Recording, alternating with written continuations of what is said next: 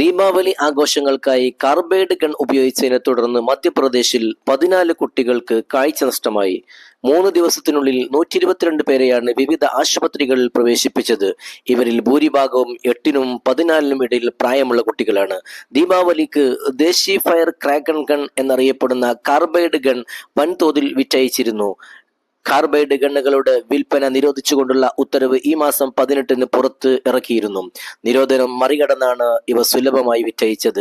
ദീപാവലി ആഘോഷത്തിന് തൊട്ടുപിന്നാലെ carbide gun ഉപയോഗിച്ചതിനെ തുടർന്നുള്ള പരിക്കുകളുമായി ഭോപ്പാലിൽ മാത്രം 150-ലേറെ കേസുകളാണ് റിപ്പോർട്ട് ചെയ്തത്.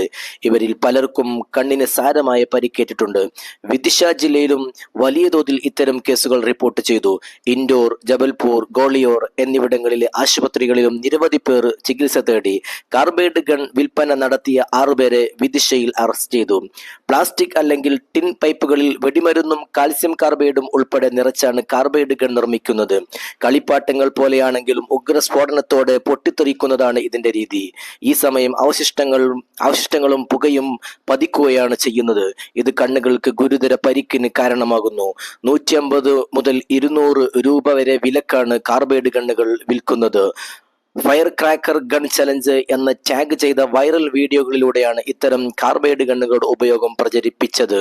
കാർബൈഡ് ഗണ്ണുകൾ കളിപ്പാട്ടമല്ലെന്നും ഇംപ്രൊവൈസ്ഡ് എക്സ്പ്ലോസീവുകളാണെന്നുമാണ് ഡോക്ടർമാർ പറയുന്നത്.